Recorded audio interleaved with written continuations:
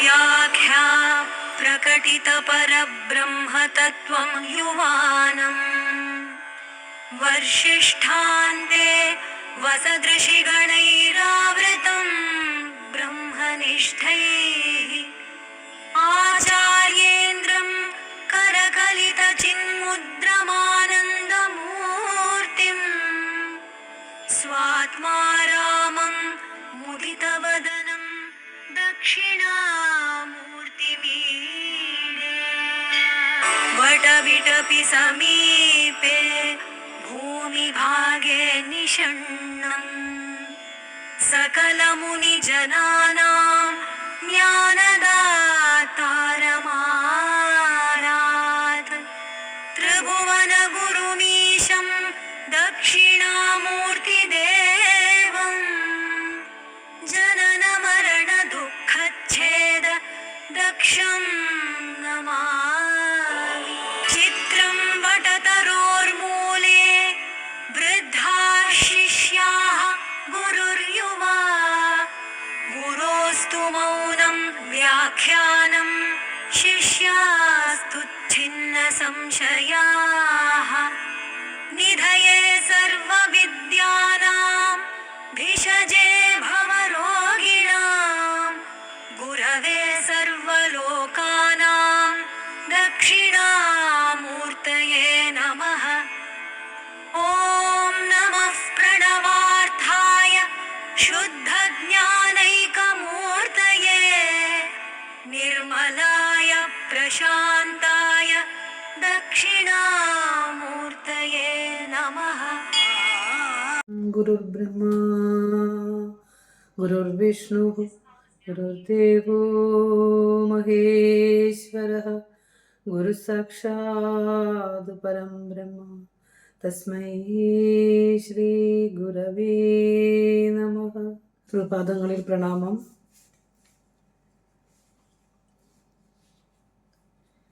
സജ്ജനങ്ങൾക്ക് ഏവർക്കും വന്ദനം. സ്മൈൽ സാധന ട്രസ്റ്റിൻ്റെ സംഘാടക സാരഥ്യങ്ങൾക്ക് എല്ലാവർക്കും വന്ദനം. അതുപോലെ നമ്മളുടെ പഠന ക്ലാസ് ശ്രവിക്കാൻ എത്തിയിരിക്കുന്ന ആത്മ ജിജ്ഞാസുക്കൾക്കും എല്ലാവർക്കും നമസ്കാരം. ദക്ഷിണാമൂർത്തി സ്തോത്രവും ശ്രീനാരായണ ഗുരുദേവ ദർശനവും എന്ന ഒരു വിഷയം നമ്മൾ ചിന്ത ചെയ്യുമ്പോൾ ആദ്യം നമ്മൾ ധ്യാന ശ്ലോകങ്ങൾ നമുക്കൊന്ന് ഹൃദിസ്ഥമാക്കണമെന്ന് പറഞ്ഞിരുന്നു. ഇനി അത് ചൊല്ലാൻ അറിയാത്തവർക്ക് വേണ്ടിയാണ് എന്നും അതൊന്ന് ചൊല്ലുന്നത്. അത് ചൊല്ലി ശീലിക്കണം നമ്മൾ. അതിൽ ഒന്നാമത്തെ ശ്ലോകം മൗനവ്യാഖ്യാ പ്രകടിത പരബ്രഹ്മതത്വം യുവാനം വർഷിഷ്ടാന്തേ വസദൃശിഗണൈരാവൃതം ബ്രഹ്മനിഷ്ഠൈഃ ആചാര്യേന്ദ്രം കരകലിതചിന്മുദ്രമാനന്ദരൂപം സ്വാത്മാ രാമം മുദിതവദനം ദക്ഷിണാമൂർത്തിമീഢേ വടവിടഭി സമീപേ ഭൂമിഭാഗേ നിഷണ്ണം സകലമുനിജനാനാം ജ്ഞാനദാതാരമാരാത് ത്രിഭുവനഗുരുമീശം ദക്ഷിണാമൂർത്തിദേവം ജനനമരണദുഃഖച്ഛേദദക്ഷം നമാമി. ചിത്രം വടതരോർമൂലേ വൃദ്ധാഃ ശിഷ്യാഃ ഗുരോർയുവാ ചിത്രം വടതരോർമൂലേ വൃദ്ധാഃ ശിഷ്യാഃ ഗുരുർയുവാ ഗുരോസ്തു മൗനം വ്യാഖ്യാനം ശിഷ്യാസ്തു ഛിന്നസംശയാഃ നിധയേ സർവവിദ്യാനാം ഭിഷജേ ഭവരോഗിണാം ഗുരവേ സർവലോകാനാം ദക്ഷിണാമൂർത്തയേ നമഃ. ഓം നമഃ പ്രണവാർത്ഥായ ശുദ്ധജ്ഞാനൈകമൂർത്തയേ നിർമ്മലായ പ്രശാന്തായ ദക്ഷിണാമൂർത്തയേ നമഃ. ഈശ്വരോ ഗുരുരാത്മേതി മൂർത്തിഭേദവിഭാഗിനേ വ്യോമവദ്വ്യാപ്തദേഹായ ദക്ഷിണാമൂർത്തയേ നമഃ. മൗനവ്യാഖ്യ. അവിടുന്ന് തുടങ്ങി നമ്മൾ എവിടെ അവസാനിക്കുന്നു? ഈശ്വരോ ഗുരുരാത്മേതി എന്നുള്ളതിൽ ആ ഈ ദക്ഷിണാമൂർത്തിയുടെ ഭാവങ്ങളെയാണ് നമ്മൾ വർണ്ണിക്കുന്നത്. ഓരോരോ ഭാവങ്ങളെ വർണ്ണിച്ചുകൊണ്ടാണ് ദക്ഷിണാമൂർത്തി സ്തോത്രത്തിലേക്ക് നമ്മൾ കടക്കുന്നത്. കാരണം എന്തിനാ ഈ ധ്യാന ശ്ലോകങ്ങൾ ചൊല്ലുന്നതെന്ന് വെച്ചാൽ ആ ധ്യാന ശ്ലോകത്തിൻ്റെ ഓരോ അംശങ്ങളും ആണ് നമ്മൾ ഈ ദക്ഷിണാമൂർത്തി സ്തോത്രത്തിലൂടെ കാണാൻ പോകുന്നത്. അതുകൊണ്ടാണ്. അപ്പം അതിൻ്റെ ഒരു സാരം ഇതിലുണ്ട്, ഈ ധ്യാന ശ്ലോകത്തിലുണ്ട്. അതിൽ നമ്മുടെ ഒന്നാമത്തെ ശ്ലോകമാണ് വിശ്വം ദർപ്പണ ദൃശ്യമാന നഗരീ തുല്യം നിജാന്തർഗതം പശ്യന്നാത്മനി മായയാ ബഹിരിവോദ്ഭൂതം യഥാ നിദ്രയാ യത്സാക്ഷാത് കുരുതേ പ്രബോധസമയേ സ്വാത്മാനമേവ ദ്വയം തസ്മൈ ശ്രീ ഗുരുമൂർത്തയേ നമയിദം ശ്രീ ദക്ഷിണാമൂർത്തയേ. ഈ ദക്ഷിണാമൂർത്തി സ്തോത്രം എടുത്തു കഴിയുമ്പോൾ ഒന്നാമത്തെ മന്ത്രം പഠിച്ചു കഴിഞ്ഞിരിക്കണം. കാരണം ഒരു വാക്ക് ഒക്കെ വെച്ചാണ് നമ്മളൊരു ക്ലാസ്സിൽ പോകുന്നത്. അപ്പം നമ്മൾ ആദ്യത്തെ പറഞ്ഞു വിശ്വം ദർപ്പണ ദൃശ്യമാന നഗരീ തുല്യം നിജാന്തർഗതം. നമ്മൾ കഴിഞ്ഞ ഒരു ക്ലാസ്സിലും ഒക്കെ ആയിട്ട് പറഞ്ഞുകൊണ്ടിരിക്കുകയാണ്. അതായത് കണ്ണാടിയിൽ പ്രതിബിംബിച്ച് കാണുന്ന നഗരത്തിന് തുല്യമാണ് നഗരം പോലെ ഈ ലോകം അവനവൻ്റെ ഉള്ളിൽ തന്നെയാണ്. കണ്ണാടിയിൽ കാണുന്ന ലോകം നമുക്ക് തോന്നും അത് ശരിക്കും പുറത്തല്ല, അകത്ത് തന്നെയാണ്. കണ്ണാടി ലോകമൊന്നുമില്ല, പക്ഷെ നമുക്കുണ്ടെന്ന് പോലെ പുറത്തുനിന്നുള്ള പോലെ തോന്നും. അതുപോലെ നമ്മൾ വ്യാപരിക്കുന്ന, നമ്മൾ ജീവിക്കുന്ന ഈ ഭൂമി, ഈ ലോകം, നമ്മൾ കാണുന്ന ഈ ലോകം പുറത്തല്ല അകത്താണ് എന്നുള്ളതാണ്. ഇനി അടുത്ത ഭാഗത്തിലൂടെ അതൊന്ന് വിശദമായി നമുക്ക് പരിശോധിക്കാം. അപ്പോൾ ഈ പോയിന്റ് എവിടെയാണ് അത് കണക്ട് ചെയ്യണമെന്ന് ശ്രദ്ധിച്ചോളണം. നമ്മുടെ ഉള്ളിലുള്ള ലോകം, നമ്മുടെ ഉള്ളിലാണ് ലോകം, പുറത്തല്ല എന്നാണ്. അതെങ്ങനെയാണ് നമുക്ക് ഗുരുകൃതികളിലൂടെയൊക്കെ ഒന്ന് അത് ഗുരു എന്താണ് പറഞ്ഞിരിക്കുന്നതെന്നും കൂടി പറഞ്ഞാണ് നമ്മൾ പോകുന്നത്. അപ്പോൾ നമ്മൾ കഴിഞ്ഞ ദിവസം പറഞ്ഞത് നിഴലൊരു ബിംബം അപേക്ഷിയാതെ നിൽപ്പീല എന്നുള്ള കാര്യം നമ്മൾ ഒന്ന് ചർച്ച ചെയ്തായിരുന്നു. അപ്പോൾ ഇവിടെ ഈ പ്രപഞ്ചത്തെ സത്യത്തിൻ്റെ നിഴലെന്ന് പോലും പറയാൻ പറ്റില്ല. കാരണം അതൊരു പ്രതീതി മാത്രമാണെന്നാണ് ഗുരു പറയണത്. ഇപ്പോൾ നമുക്കൊരു വസ്തുവിൻ്റെ പ്രതിബിംബം ഉണ്ടാകണമെങ്കിൽ ആദ്യം എന്ത് വേണം? ബിംബമായ ഒരു വസ്തു വേണം. ഇപ്പം എൻ്റെ പ്രതിബിംബം കാണണമെങ്കിൽ ആദ്യം ഞാനുണ്ടാവണം. എന്നെ പ്രതിഫലിപ്പിക്കാൻ ഒരു കണ്ണാടി വേണം. പിന്നെ അതിൽ പ്രതിഫലിക്കുന്ന നിഴല് വേണം. 3 കാര്യങ്ങൾ നമുക്ക് വെറുതെ ഒന്ന് ചിന്തിച്ചാൽ മനസ്സിലാവും. ഒരു പ്രതിബിംബം ഉണ്ടാകണമെങ്കിൽ ബിംബം വേണം, പ്രതിബിംബിക്കാൻ ഒരു ഇടം വേണം, നിഴല് ആ പ്രതിബിംബവും വേണം. ഈ 3 കാര്യങ്ങളെ ആശ്രയിക്കുമ്പോഴാണ് നമുക്കൊരു വസ്തുവിൻ്റെ നിഴല് കാണാൻ സാധിക്കുക. അപ്പോൾ അങ്ങനെ പറയുമ്പോൾ ഈശ്വരൻ്റെ പ്രതിബിംബമാണ് ലോകം എന്ന് പറയുമ്പോൾ ഇതിപ്പോൾ നിഴലൊരു ബിംബത്തിൻ്റെ ഒരു കൺക്ലൂഷനാണ് പറയുന്നത് കേട്ടോ. സ്തോത്രത്തിലേക്ക് നമുക്ക് വരാം. ഇത് കണക്ട് ചെയ്തിട്ട് സ്തോത്രത്തിലേക്ക് പോകാം. അപ്പോൾ ഈശ്വരൻ്റെ പ്രതിബിംബമാണ് ലോകം എന്ന് പറഞ്ഞാൽ നമ്മൾ ജീവിക്കുന്ന ലോകം ഈശ്വരൻ്റെ പ്രതിബിംബമാണെന്ന് പറഞ്ഞാൽ ശ്രദ്ധിച്ചോളണം. ഈശ്വരൻ തന്നെയാണ് ഈ പ്രപഞ്ചമായി മാറിയിരിക്കുന്നത്. പക്ഷേ ഇവിടെ ദൃശ്യമാന നഗരീ തുല്യം എന്ന് പറഞ്ഞതുകൊണ്ടാണ് അതെടുത്ത് കോട്ട് ചെയ്യാന്ന് വെച്ചത്. നമ്മൾ ജീവിക്കുന്ന ലോകം ഈശ്വരന്റെ പ്രതിബിംബമാണെന്ന് പറഞ്ഞാൽ അത് എവിടെയാ പതിയുന്നത്? ഈശ്വരൻ തന്നെയാണ് പ്രപഞ്ചമായി നിൽക്കുന്നത്. അപ്പൊ ഈശ്വരന്റെ നിഴൽ ഈശ്വരനിൽ പതിയുക വയ്യ. അപ്പൊ ഈശ്വരനും പ്രപഞ്ചവും അല്ലാതെ മൂന്നാമതൊരു വസ്തു അവിടെ ഇല്ല. ഗുരു പറയുന്നതാണ്, അത് ഗുരുവിന്റെ ദർശനമാണ് പറയുന്നത്. അപ്പോൾ ഒന്നുകൂടെ പറയാം, ഈശ്വരന്റെ പ്രതിബിംബമാണ് ഈ ലോകമെന്ന് പറഞ്ഞാൽ അത് പതിയാനൊരു ഇടം എവിടെ? ഈശ്വരന്റെ നിഴൽ ഈശ്വരനിൽ പതിയാൻ പറ്റില്ല. കാരണം ഈശ്വരൻ തന്നെയാണ് പ്രപഞ്ചമായി വന്നിരിക്കുന്നത്. മൂന്നാമതൊരു വസ്തു പ്രപഞ്ചമല്ലാതെ ഇല്ല. അപ്പോൾ പ്രപഞ്ചത്തെ യഥാർത്ഥ വസ്തുവായി ബിംബമായി തന്നെ അതും കാണാമോ? ഈശ്വരൻ തന്നെയാണ്. അതവിടെ നമ്മൾ ഇത്തിരി ആഴത്തിൽ കയറേണ്ട ഒരു സ്ഥലമാണ്. ഈശ്വരൻ തന്നെയാണ് പ്രപഞ്ചമായി വന്നേക്കണമെങ്കിൽ ഈശ്വരനും പ്രപഞ്ചവും ബിംബമായി വരേണ്ടതാണ്. അവിടെയാണ് ഗുരു പറയുന്നത് പ്രപഞ്ചത്തെ ബിംബമായി അല്ലെങ്കിൽ യഥാർത്ഥ വസ്തുവായി കാണാമോ? കാരണം അത് ഉണ്ടായി നിലനിന്നും മറയുന്ന ഒന്നിനെ ബിംബമായി കാണാൻ പറ്റില്ല. അതാണ് ആ നിഴലൊരു ബിംബം അപേക്ഷിയാതെ നിൽപ്പീല എഴുമുലക്. ഉണ്ടായി നിലനിന്നും മറയുന്ന ഈ പ്രപഞ്ചം അബിംബമാണ്. ഒരിക്കലും അതൊരു ബിംബമല്ല. ബിംബമാണെങ്കിൽ ശാശ്വതമായി അവിടെ ഉണ്ടാകണം. ഇപ്പം ഞാനുണ്ടെങ്കിൽ എൻ്റെ നിഴലുണ്ട്, ഞാൻ പോയാൽ നിഴലില്ല. അപ്പോൾ ഒന്നിനെ ആശ്രയിച്ച് മാത്രമാണ് ഈ പ്രപഞ്ചത്തിലെ സമസ്ത ചരാചരങ്ങൾ നിൽക്കുന്നത്. ജഗദീശ്വര സത്തയിലാണ് നിൽക്കുന്നത്. ആത്മനീ മായയ അതിലേക്ക് എത്താൻ വേണ്ടിയിട്ട് മനസ്സിലാകെങ്കിൽ മാത്രം എടുത്താൽ മതി, ഇല്ലെങ്കിൽ നമുക്ക് അടുത്തതിലേക്ക് പോവാം. അപ്പോൾ ഈ പ്രപഞ്ചത്തെ ബിംബമായി കാണാൻ പറ്റുമോ എന്നാണ്. ഉണ്ടായി നിലനിന്ന് മറയുന്നത് കൊണ്ട് പ്രപഞ്ചത്തെ ബിംബമായി കാണാൻ പോലും പറ്റില്ല. അതാണ് ഗുരു പറഞ്ഞത്, നിഴലും അതില്ല നേരുമല്ല, വിദ്വാൻ എഴുതിയിടും പണി പോലെ കാണുമല്ല.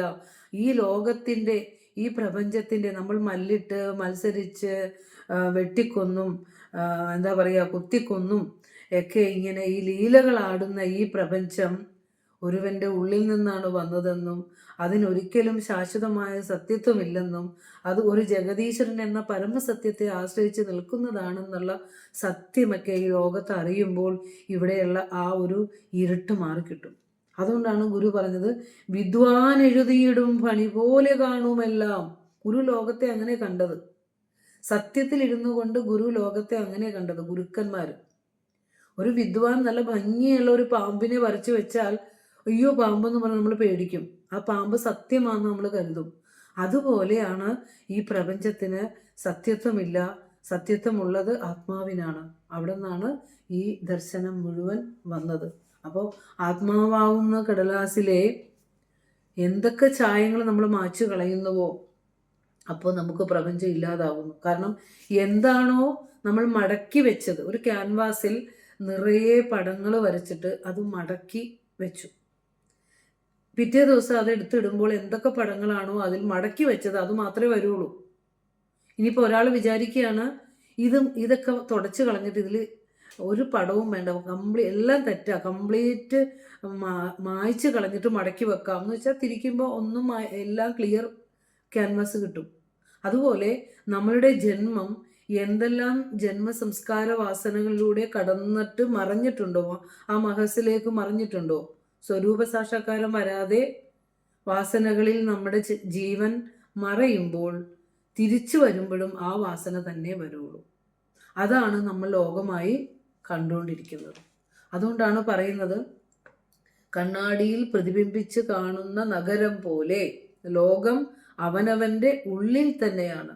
അത് പ്രതിപാലിക്കുന്നത് എവിടെയാണ്? ആത്മാവെന്ന അധിഷ്ഠാനത്തിലാണ് മായ കൊണ്ട് ഈ പ്രപഞ്ചം ഉള്ളതുപോലെ തോന്നിക്കുന്നത്. ഇനി അതിനെക്കുറിച്ചാണ് പറയാൻ പോകുന്നത്. അപ്പോൾ ഇവിടെ ആ വരി ഒന്ന് നമുക്ക് നോക്കാം. ആത്മനീ മായയാ ബഹിരിവോദ്ഭൂതം. ആത്മാവിലാണ് എല്ലാം കാണുന്നത്, ആത്മാവെന്ന അധിഷ്ഠാനത്തിൽ. എന്തുകൊണ്ട് പുറത്തെന്ന പോലെ കാണുന്നത്? സ്വപ്നം കണ്ടതും നമ്മൾ അകത്താണ്, സ്വപ്ന ദൃശ്യങ്ങൾ വന്നതും അകത്താണ്. പക്ഷെ കണ്ടപ്പോൾ പുറത്തെന്ന പോലെ കാണും. നമ്മളൊരു സ്കൂളിലെ റീയൂണിയനാണ് കാണണമെങ്കിൽ നമ്മൾ സ്കൂള് കണ്ടു, ആളുകളെ കണ്ടു, ഊണ് കഴിച്ചു, തമാശ പറഞ്ഞു, പഴയ കാലങ്ങളൊക്കെ അയവിറക്കി, എല്ലാം പുറത്താ കണ്ടേ. പക്ഷേ കാണുന്നവൻ്റെ ഉള്ളിലല്ലേ എല്ലാം നടന്നേ.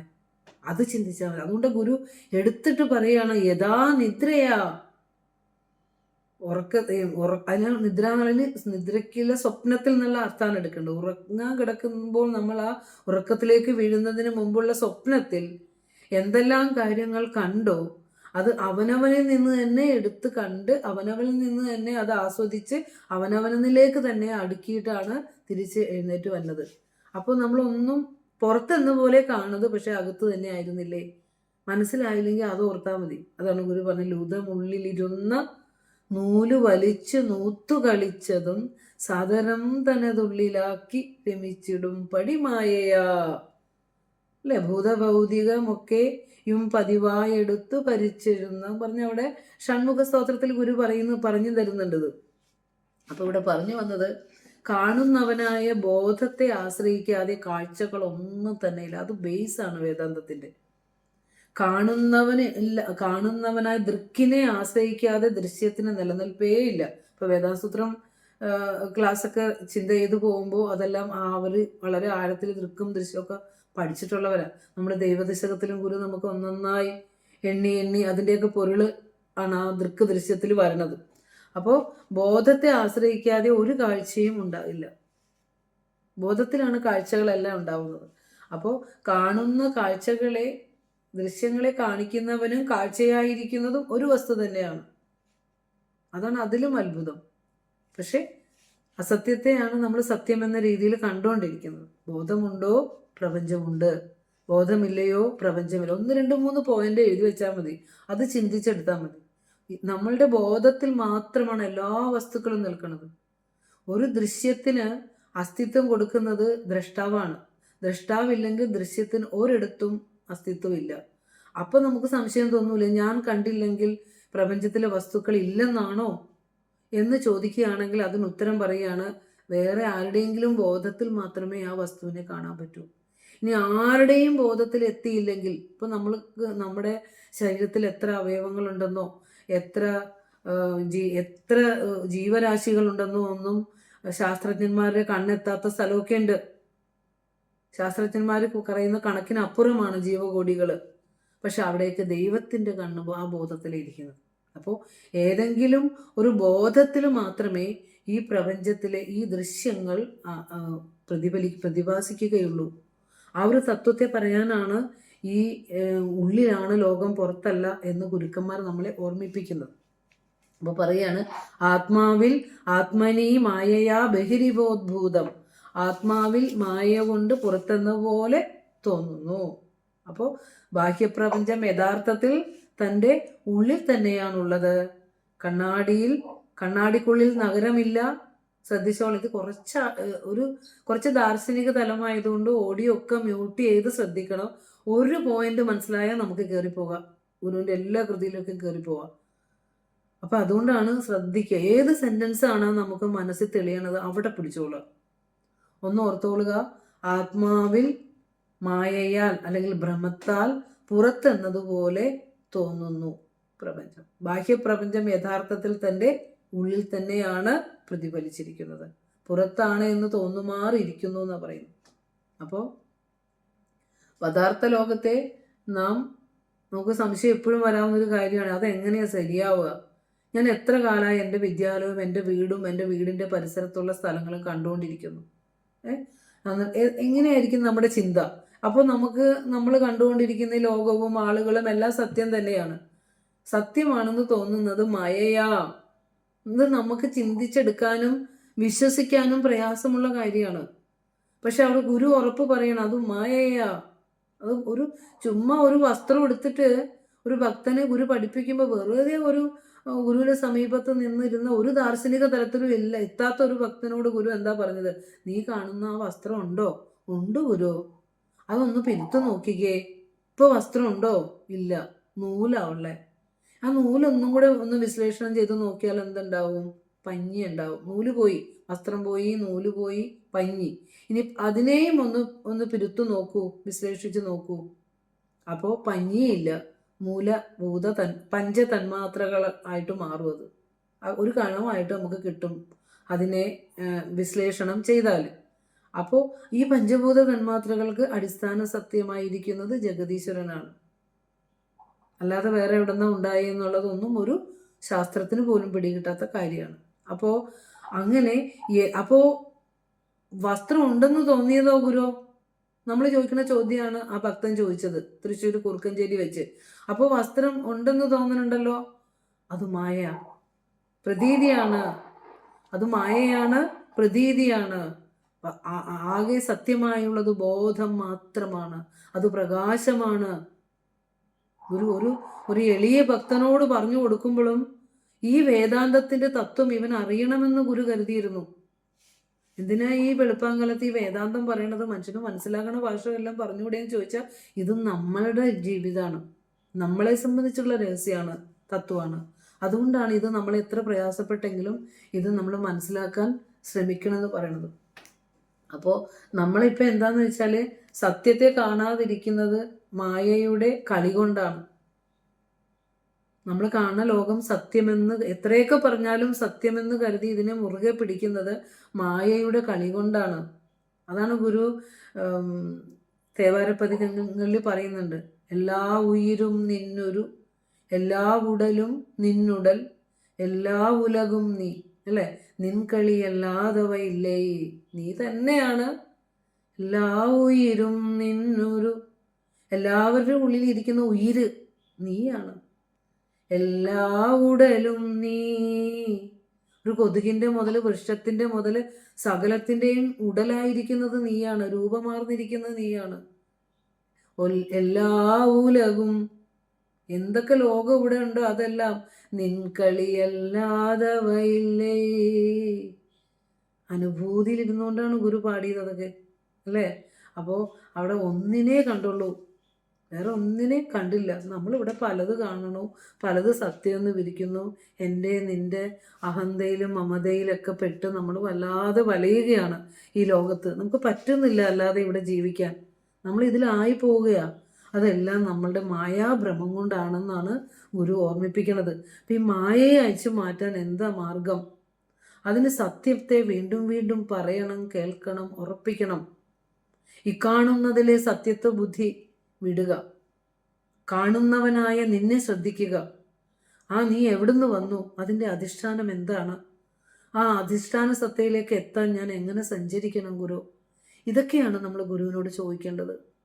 അല്ലാതെ എനിക്ക് ഈ മായയിൽ വന്നിരിക്കുന്ന കാര്യങ്ങൾ സോൾവ് ചെയ്യാനുള്ള കാര്യങ്ങളല്ല നമ്മൾ ചോദിക്കേണ്ടത്.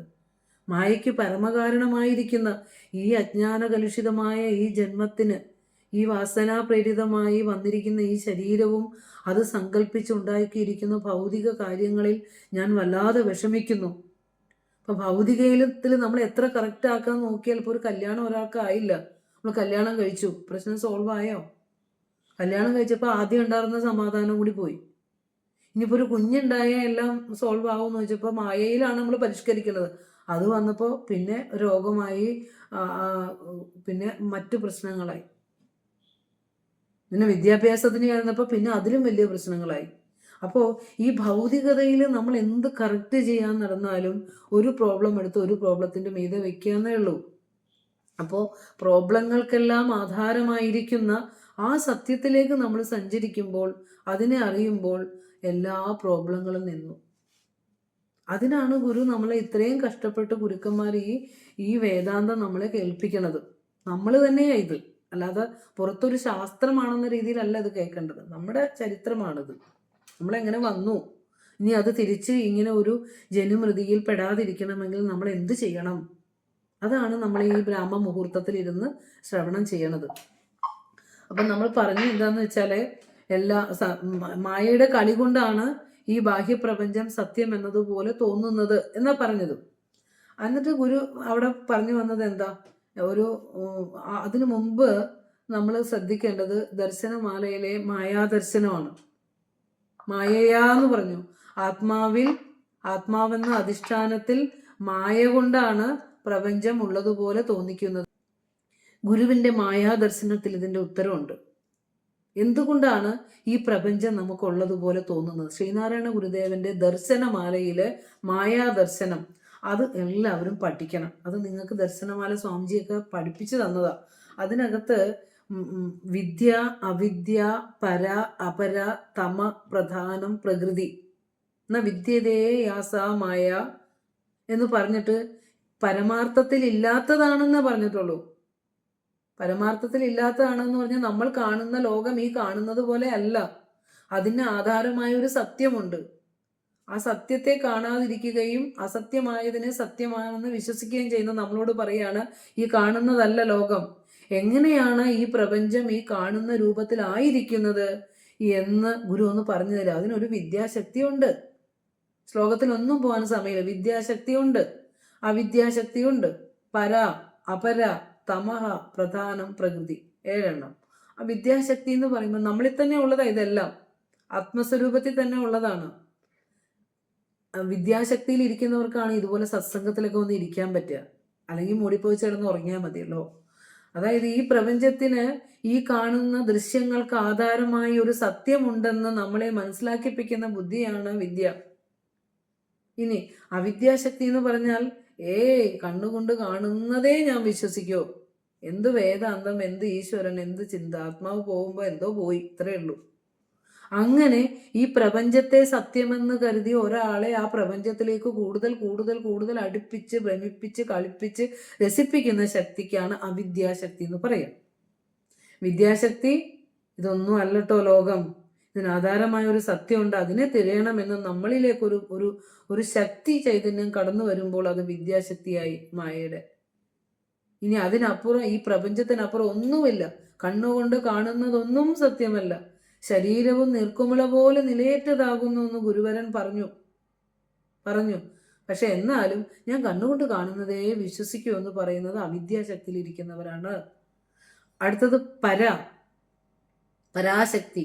പരാ എന്ന് പറഞ്ഞ അർത്ഥം പരമമായത്, അതായത് നമ്മുടെ സൂക്ഷ്മേന്ദ്രിയങ്ങളെ നമുക്ക് ഉണ്ടാക്കി തന്നിരിക്കുന്നു. കണ്ണ്, മൂക്ക്, നാക്ക്, ത്വക്ക്, ചെവി, പിന്നെ അതിൻ്റെ വിഷയങ്ങൾ ശബ്ദം, സ്പർശം, രൂപം, രസം, ഗന്ധം, പഞ്ചമൂല തന്മാത്രകൾ, ഭൂതമൂല തന്മാത്രകൾ, പഞ്ചപ്രാണനുകൾ, അല്ലേ? ഇതൊക്കെ ആത്മദർശന സമർത്ഥമായിട്ട് ഇതിനെ ഉണ്ടാക്കി തന്നിരിക്കുന്ന ആ ശക്തിക്കാണ്, നമ്മുടെ സൂക്ഷ്മ ശരീരം ഉണ്ടാക്കി വെച്ച ആ ശക്തിക്കാണ് പരാശക്തി എന്ന് പറയുന്നത്. ഓർത്തോളണം, വിദ്യ, അവിദ്യ, പര. ഈ പ്രപഞ്ചാനുഭവത്തിനും നമ്മളെ തന്നെ സത്യാനുഭവത്തിനും ഒക്കെ ആയിട്ടാണ് ഇന്ദ്രിയങ്ങളെ തന്നു. പൊന്നപ്പനെന്ന് പൊറിവാതിൽ ഒരു 5 മിട്ടു തന്നിട്ടു തന്നെ ഇതുമെന്നറിയുന്നു ശംഭോ എന്ന് ഗുരു പറഞ്ഞതും അതുകൊണ്ടാണ്. ഈ പൊറിവാതിൽ 5ഉം പുറത്തേക്ക് നോക്കാനുള്ളതല്ല, പുറത്തുള്ളത് അകത്തുനിന്ന് വന്നതാണെന്ന് അറിയാൻ വേണ്ടിയിട്ടാണ്. പക്ഷെ നമ്മൾ എന്തോ വാസനയുടെ ബലം കൊണ്ട് പുറത്തേക്കേ നോക്കൂ, അകത്തേക്ക് നോക്കില്ല. അപ്പോൾ ഇവിടെ പരാശക്തി എന്ന് പറഞ്ഞ് സൂക്ഷ്മ ശരീരത്തെ സൃഷ്ടിച്ചിരിക്കുന്ന ശക്തി. അപരാശക്തി എന്ന് പറഞ്ഞാൽ ഈ സൂക്ഷ്മ ശരീരം കൊണ്ട് ഈ പ്രപഞ്ചത്തെ അറിയിപ്പിക്കുന്ന, അനുഭവിപ്പിക്കുന്ന ശക്തി അപര. കണ്ണുകൊണ്ട് നാനാ ദൃശ്യങ്ങൾ തേടിപ്പോവും, ചെവി കൊണ്ട് സത്യത്തിൻ്റെ വല്ല ഒരു നല്ല സത്സംഗം അവിടെ നടക്കുകയാണെങ്കിൽ അപ്പുറത്തെ വീട്ടിൽ എന്താ സംഭവിച്ചതെന്ന് ഒരാൾ പറയുകയാണ്, ചെവി അങ്ങോട്ട് പോകാൻ തോന്നും. അതെനിക്ക് വേണ്ട, എനിക്ക് ഇത് കേട്ടാൽ മതി, എന്തും ആയിക്കോട്ടെ, ഇങ്ങോട്ട് പോരാൻ തോന്നും, അല്ലേ? അപ്പോൾ ആ ഇന്ദ്രിയങ്ങളെ കൊണ്ട് നല്ലതോ ചീത്തയോ ആയിട്ടുള്ള ഈ അനുഭവങ്ങളെയെല്ലാം അനുഭവിപ്പിക്കുന്ന ഒരു ശക്തിയുണ്ട്. ഗുരു എത്ര സൂക്ഷ്മമായാണ് ഇവിടെ ഒരു മായയാന്ന് ആചാര്യസ്വാമികൾ പറഞ്ഞു വെച്ചപ്പോൾ അജ്ഞരായ നമുക്ക് അതെങ്ങനെയാണ് പഠിക്കേണ്ടത് എന്ന് നമ്മൾ 1000 ഗ്രന്ഥങ്ങളൊന്നും പരതില്ലെന്ന് ഭഗവാൻ അറിയാം. അത് വളരെ കൃത്യമായി മായാദർശനത്തിൽ പഠിപ്പിച്ചു വെച്ചേക്കുക. ഇത് ദൈവദശകത്തിൻ്റെയും ബേസ് ഇതാണ്. നീയല്ലോ മായയും മായാവിയും, അതൊക്കെ പഠിക്കുക. അതുകൊണ്ട് ഇതിങ്ങനെ വിശദമായി പറയണത്. അപ്പോൾ അപരാശക്തി പറഞ്ഞു. എന്താ പറഞ്ഞത്? ഇന്ദ്രിയങ്ങൾ കൊണ്ട് ലോകത്തെ അനുഭവിപ്പിക്കുന്ന ശക്തിയാണ് അപരാശക്തി. അവിടെയാണ് നമ്മൾ സത്യമറിയാതെ യാത്ര ചെയ്യുന്നവർക്ക് ഈ ലോകം ഏറ്റവും ഇരുട്ടാർന്നതായി മാറുന്നു. രാഗവും ദ്വേഷവും കാമവും ക്രോധവും ഒക്കെ നമ്മളെ വല്ലാതെ ഈ ലോകത്തിട്ട് ഉഴറ്റുന്നു. അതുകൊണ്ടാണ് ഗുരു പറഞ്ഞത്, അറിവപരപ്രകൃതിക്കധീനമായാൽ അരനൊടിയായിരം ആണ്ടുപോലെ തോന്നും. അപരപ്രകൃതിയിൽ ഇരിക്കുന്നവർക്കേ അരനൊടി ഇവിടെ ജീവിച്ചാൽ 1000 വർഷം ജീവിച്ച പോലെ തോന്നും. പക്ഷെ പരാപ്രകൃതിയിൽ ഇരിക്കണമെങ്കിൽ അറിഞ്ഞേയില്ല. ഞാൻ ഗുരുവിൻ്റെ ദർശനത്തിലേക്ക് വന്നിട്ട് എൻ്റെ ജീവിതം എത്ര വർഷം കടന്നുപോയി ഞാൻ അറിഞ്ഞേയില്ല. ഞാൻ ഈ കുടുംബത്തിൻ്റെ പ്രാരബ്ധവും ദുഃഖ ദുരിതത്തിൽ പെട്ടിട്ട് 1 വർഷം അനുഭവിച്ചിട്ടുള്ളൂ, പക്ഷേ ഒരു ജന്മം അനുഭവിച്ച പോലെ തോന്നുന്നു നമ്മൾ പറയും, അല്ലേ?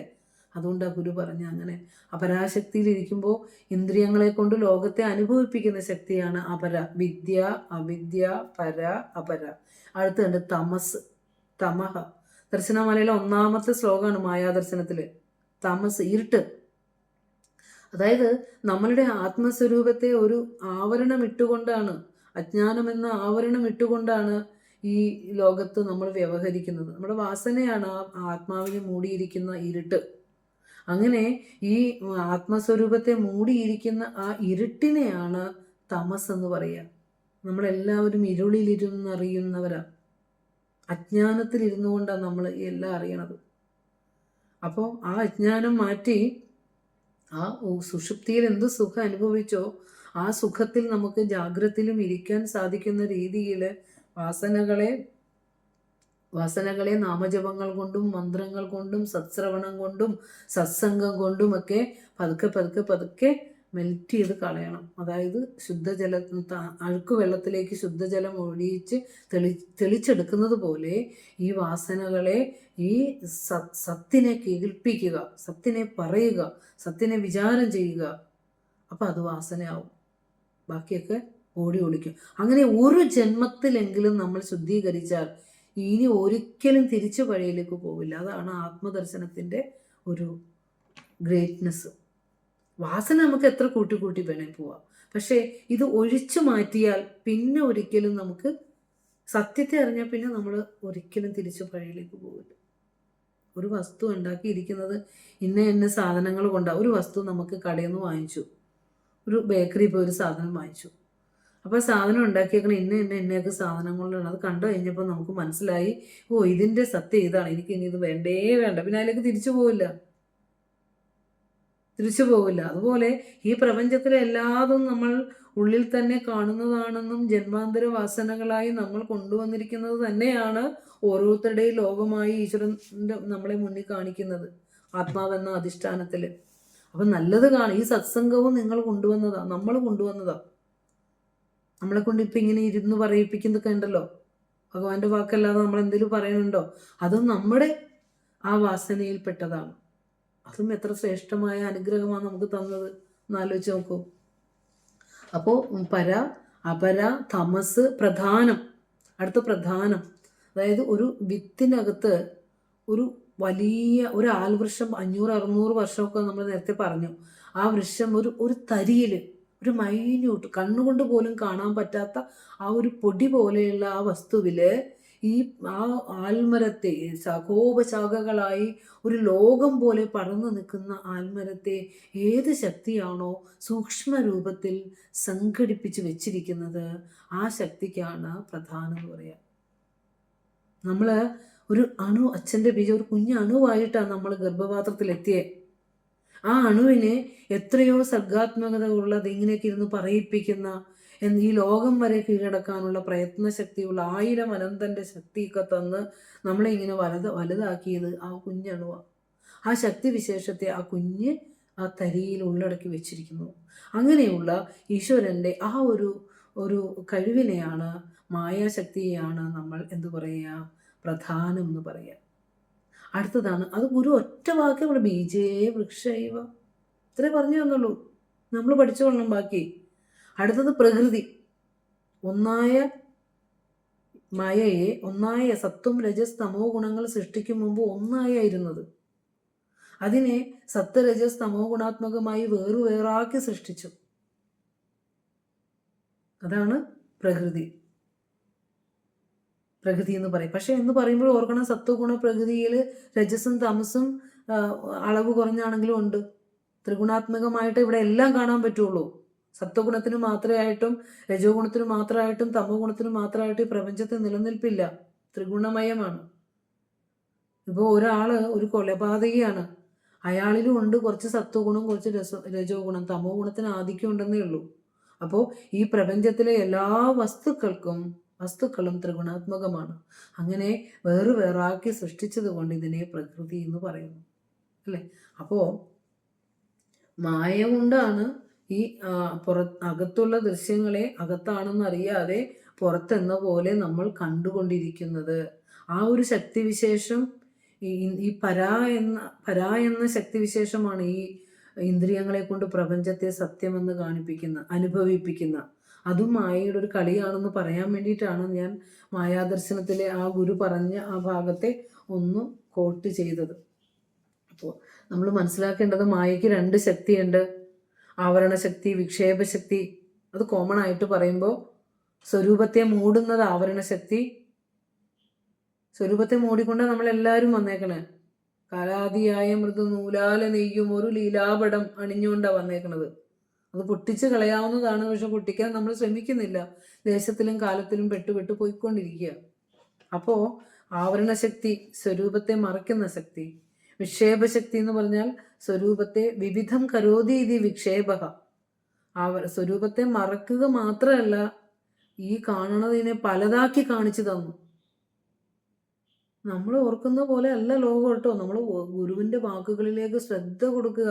ഞാൻ ഇത്ര നാളും കണ്ടുകൊണ്ടിരുന്ന ഈ പ്രപഞ്ചം എന്നെ തന്നെയാണ്. ഇത്രയും നാളും ഞാൻ പറഞ്ഞു, എൻ്റെ അച്ഛൻ എന്നെ അദ്ദേഹത്തിന് കല്യാണം കഴിച്ച് കൊടുത്തില്ലായിരുന്നെങ്കിൽ ഞാനിപ്പോൾ എന്തു നന്നായി ജീവിച്ചേനെ, അല്ലെങ്കിൽ ഈ മകൻ എനിക്ക് ജനിച്ചില്ലായിരുന്നു ഞാൻ എന്ത് സമാധാനമായിട്ട് ജീവിച്ചേനെ. പലതിനെയും നമ്മൾ ഈ ലോകത്ത് കുറ്റപ്പെടുത്തും. അവൻ അങ്ങനെ കാരണമാണ് ഞാൻ ഇങ്ങനെയായത്, ഇത് ഇങ്ങനെ വന്നുകൊണ്ട് അത് അങ്ങനെയായത്, അങ്ങനെ നമ്മൾ പറയാറുണ്ടോ? ഒന്നുമല്ല. എന്താണോ നിന്റെ ഉള്ളിൽ നീ എന്താണോ കൊണ്ടുവന്നത് വാസനയായിട്ട്, അത് തന്നെയാണ് നിന്റെ മുന്നിലുള്ള ലോകമായിട്ട് വന്നിരിക്കുന്നത്. ഇതറിയുമ്പോൾ നമ്മുടെ കുറ്റപ്പെടുത്തലുകളും പരാതികളും പരിഭവങ്ങളും എല്ലാം അടങ്ങും. അപ്പോൾ ഇനി മുതൽ അങ്ങനെ ഒന്നിനെയും വേണ്ടി ആരോടും പരിഭവം പറയാതിരിക്കുക. എല്ലാതും ഉണ്ടായിരിക്കുന്നത് നിന്നിൽ തന്നെയാണ്. അപ്പോൾ വേർതിരിച്ചുള്ള കാഴ്ചയാണ് വിക്ഷേപം. ആവരണ സ്വരൂപത്തെ മറയ്ക്കുന്നു, എന്നിട്ട് അതിനെ വേറായിട്ട് കാണിച്ചു തരുന്നത് വിക്ഷേപം. വിക്ഷേപത്തിൽ വരുമ്പോഴാണ് ആ ഒന്നിനെ, ഏകമായ ചൈതന്യത്തെ നമ്മൾ ശരീരത്തിൽ കാണും. ഇത് പക്ഷി, ഇത് പശു, ഇത് പാമ്പ്, ഇത് ആട്, ഇത് രാമൻ, ഇത് കൃഷ്ണൻ എന്നിങ്ങനെ നമ്മൾ ഈ വിക്ഷേപശക്തി നമ്മളിൽ പ്രവർത്തിക്കുന്നതുകൊണ്ടാണ് വിവിധമായി കാണുന്നത്. എല്ലാത്തിനെയും നമ്മൾ വിവിധമായി കാണുന്നത് എന്തുകൊണ്ടാന്ന് വെച്ചാൽ ഈ വിക്ഷേപശക്തി നമ്മളിൽ പ്രവർത്തിക്കുന്നത് കൊണ്ടാണ് എന്നറിയണം. അപ്പോൾ എഴുതി വെച്ചോളണം, മായയ്ക്ക് 2 ശക്തി: ആവരണം, വിക്ഷേപം. ആവരണം സ്വരൂപത്തെ മറയ്ക്കുന്നു. ഉറക്കത്തിൽ പോലും, നല്ല സുഷുപ്തിയിൽ പോലും നമുക്ക് ആനന്ദം അനുഭവിക്കുന്നുണ്ട്, പക്ഷെ നമ്മൾ അറിയുന്നില്ല. ഉണർന്നു കഴിഞ്ഞപ്പോൾ ആ ഓർമ്മ നമുക്ക് നന്നായിട്ട് ഉറങ്ങിയെന്ന് വന്നു, പക്ഷേ ഉറങ്ങിയപ്പോൾ നന്നായിട്ട് ആനന്ദിച്ച് ഉറങ്ങിയപ്പോൾ നമ്മൾ അതറിയണില്ല. കാരണം അജ്ഞാനത്തിലാണ് നമ്മൾ, വാസനയ്ക്കുള്ളിലാണ് നമ്മൾ ഉറങ്ങണത്. ആ വാസനാന്വിതമായ അജ്ഞാന കലുഷിതമായ ആ ഇരുട്ടിലാണ് നമ്മൾ ഉറങ്ങുന്നത്. സുഖം അനുഭവിക്കും, ആത്മാവിൻ്റെ സുഖം എപ്പോഴും പ്രകാശിച്ചുകൊണ്ടിരിക്കും. മനസ്സടങ്ങിയ ആത്മസുഖം പ്രകാശിക്കും. അവിടെ മനസ്സില്ലല്ലോ, അതുകൊണ്ടാണ് നമ്മൾ സുഖം അനുഭവിച്ചത്. ഈ മനസ്സിനെ അടക്കാനുള്ള വഴിയാണ് നമ്മൾ പഠിച്ചുകൊണ്ടിരിക്കുന്നത്. എന്നടങ്ങും അന്ന് നമ്മുടെ ദുഃഖവും ദുരിതവും ഒക്കെ അവസാനിക്കും. നമ്മൾ അറിയാലോ, ഒരു മരണം കഴിഞ്ഞ് കഴിഞ്ഞ് നമ്മൾ ഉറങ്ങുമ്പോൾ ഒന്നും അറിയാതെ അങ്ങ് ഒരു 5-6 മണിക്കൂറൊക്കെ അങ്ങോട്ട് ഉറങ്ങിക്കഴിഞ്ഞാൽ, അത് ഈശ്വരനെ അനുഗ്രഹിച്ചാൽ നമുക്ക് അങ്ങനെ ഉറങ്ങാൻ പറ്റും. അങ്ങനെ ഉറങ്ങിക്കഴിയുമ്പോൾ നമ്മുടെ ശരീരത്തിന് റെസ്റ്റ് കൊടുക്കുന്നു, നമ്മുടെ എന്താ പറയുക, നമ്മൾ സ്വസ്ഥരാക്കുകയാണ്. അത് ഈശ്വരൻ തന്നെ അനുഗ്രഹമാണ്. ചിലപ്പോഴൊക്കെ നമ്മൾ ഉറക്കം വരാതെ കിടക്കും അല്ലേ? ശരീരത്തിനും മനസ്സ് കലുഷിതമാകുമ്പോൾ, ശരീരത്തിന് വേദന വരുമ്പോൾ എപ്പോൾ നമ്മൾ ഉറക്കം വരാതെ കിടക്കും. ഭഗവാനെ, ഈ ശരീരത്തിനും മനസ്സിനുമൊക്കെ ആധാരമായിട്ട് ഒരു സത്യമായി അങ്ങിരുന്ന് പ്രകാശിക്കുന്നില്ലേ? അങ്ങ് നിദ്രാരൂപത്തിൽ എന്നിലേക്കൊന്ന് കടാക്ഷിക്കൂ എന്നാണ് നമ്മൾ പ്രാർത്ഥിക്കേണ്ടത്. എന്ന് പ്രാർത്ഥിച്ച് കിടക്കുമ്പോൾ നമുക്ക് ഉറക്കം വരും, വേദനകളെ പോലും ഇല്ലാതെയാവും അല്ലേ? ഇപ്പോൾ രമണ മഹർഷിയെ പോലെയൊക്കെയുള്ള ആളുകൾ ശരിക്കും ക്യാൻസർ ബാധിച്ച് ശരീരത്തിന് ഓരോ ഭാഗത്ത് പുഴു വരെ വന്നിരുന്ന് ഭക്ഷിക്കും. അപ്പോൾ പുഴു ഭക്ഷിച്ച് പോകുമ്പോൾ അതിനെ എടുത്ത് വെച്ചിട്ട് മര്യാദക്കിരുന്ന് തിന്നൂടെയെന്നോർത്ത് എടുത്ത് അതിലേക്ക് വെച്ചു കൊടുക്കും. കാരണം അത്ര പോലും ശരീരബോധം വിട്ടിട്ട് ആത്മബോധത്തിലെ ആനന്ദത്തിലിരുന്ന ഗുരുക്കന്മാർ. അങ്ങനെ ആ ആത്മബോധം നമ്മളിൽ ഉണർന്നു വരുമ്പോൾ നമുക്ക് നമ്മുടെ ദുഃഖങ്ങളെ, ദുരിതങ്ങളെ ഒക്കെ നമുക്ക് തരണം ചെയ്യാനായിട്ട് സാധിക്കും. അതിനുള്ള എനർജിയാണ് നമ്മൾ ഇത്തരത്തിലുള്ള ക്ലാസ്സുകളിലൂടെയൊക്കെ എടുക്കുന്നത്. അതിനാണ് നമ്മൾ സത്യശ്രവണം ചെയ്യുന്നത്. അപ്പോൾ നമ്മളെപ്പോഴും ഈ രജ്ജു സർപ്പത്തിൻ്റെ ഉദാഹരണം നമ്മളെപ്പോഴും പറയണതാണ്. ആവരണശക്തിക്ക് മങ്ങിയ വെളിച്ചത്തിൽ നമ്മൾ കയറിൽ പാമ്പ് കാണുന്നത്. വെളിച്ചം മങ്ങിപ്പോയത് കൊണ്ടാണ്, ഇരുട്ട് വന്നതുകൊണ്ടാണ് പിന്നെ കയറിനെ മറിച്ച് കളഞ്ഞപ്പോഴാണ് നമുക്ക് പാമ്പ് എന്തെന്ന് തോന്നിയത്. വെളിച്ചം ഉണ്ടായിരുന്നെങ്കിൽ നമ്മൾ ഒരിക്കലും ആ കയറിനെ പാമ്പാന്ന് കാണില്ല. അപ്പോൾ സ്വരൂപത്തെ അതുപോലെ തന്നെ സ്വരൂപത്തെ മറിച്ച് കളയുന്ന ഇരുട്ടുള്ളത് കൊണ്ടാണ് നമ്മൾ ഈ ശരിയായതിനെ ശരിയായി കാണാതെ അതിനെ അസത്യമായി കണ്ടുകൊണ്ട് രാഗവും ദ്വേഷവും ഒക്കെ വെച്ച് ദുഃഖിച്ച് വലഞ്ഞ് ഈ ലോകത്ത് വിഷമിക്കുന്നത്. അപ്പോൾ ഇനി ആദ്യം കയറിനെ ഇരുട്ട് മറിച്ചപ്പോൾ അത് ആവരണവും, ഇരുട്ട് മറിച്ചിട്ട് അതിനെ സർപ്പമായി പാമ്പാക്കി തോന്നിക്കുന്നത് വിക്ഷേപശക്തിയാണ്. രജ്ജു സർപ്പം പറയുമ്പോൾ കയറിനെ മറച്ച ഇരുട്ട് ആവരണവും, അതിനെ മറച്ചു കഴിഞ്ഞപ്പോഴാണ് ആവരണം വന്നാലാണ് വിക്ഷേപം വരണത്. അപ്പോൾ നമ്മൾ എന്ത് ചെയ്തു? പലതിനെ കണ്ടു. അവിടെ പാമ്പിനെ കണ്ടു, പേടിച്ചു, കരഞ്ഞു, ഓടി, ടോർച്ച് കൊണ്ടുവന്നു, നോക്കി, ഇരുട്ട് മാറി, വെളിച്ചം വന്നു, പാമ്പ് പോയി, കയറേ ഉള്ളൂ. ഇതിനായിരുന്നു കരഞ്ഞ്. അതുപോലെ ഈ പ്രപഞ്ചത്തെ സംബന്ധിച്ച, നമ്മളെ സംബന്ധിച്ച സത്യം അറിയുമ്പോൾ ഈ കരച്ചിലും ദുഃഖവും ഒക്കെ പോവും. ഈ പ്രതീതിക്ക് വേണ്ടിയാണോ ഞാൻ ഈ കരഞ്ഞത്? ഈ നൈമിഷികമായ ഒരു അസ്തിത്വവും അനുനിമിഷം പോലും ഇല്ലാതെ ചലിച്ചു പരിണമിച്ചു കൊണ്ടിരിക്കുന്ന ഈ പ്രാപഞ്ചിക വസ്തുക്കൾക്ക് വേണ്ടിയാണോ ഞാൻ ഈ ദുഃഖം മുഴുവൻ ദുഃഖിച്ചത് എന്ന് നമ്മൾ പ്രബോധ സമയേ ഉറക്കത്തിൽ നിന്ന് ഉണരുമ്പോൾ, സത്യസാക്ഷാത്കാരം ഉണ്ടാകുമ്പോൾ, യത് സാക്ഷാത് കുരുതേ പ്രബോധ സമയേ സ്വാത്മാനമേവാദ്വയം. ഉറക്കത്തിൽ നിന്ന് ഉണർന്നപ്പോൾ ഉറങ്ങിയവൻ മാത്രം ഉണ്ടായിരുന്നു, സ്വപ്ന ദൃശ്യങ്ങളൊന്നും ഉണ്ടായിരുന്നില്ല. പക്ഷേ അതുപോലെ സത്യസാക്ഷാത്കാരം ഉണ്ടാകുമ്പോൾ ദൃശ്യങ്ങളെല്ലാം ആത്മാവിലേക്ക് ആ ഇല്ലാണ്ടാകുന്ന, അതിലേക്ക് തന്നെ വിലയിക്കുന്ന ഒരു അനുഭവം നമുക്ക് അനുഭവിക്കാനായിട്ട് സാധിക്കും എന്നാണ് നമ്മൾ ഇതിലൂടെ മനസ്സിലാക്കേണ്ടത്.